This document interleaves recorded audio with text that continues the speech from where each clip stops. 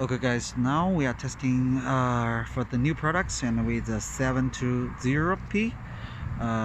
So right now we can see the in front of this is totally dark, we cannot see anything, but this is not install the Riflescope, just the camera.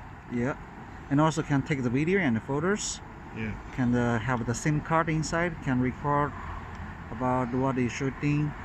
And this is strong laser, but this is new products only 3D printed now, so we need to waiting maybe 30 or 35 days, maybe 1 month, the end of the May, then we can play with these new products now. And now in these products in the market then don't have and don't exist anything about this.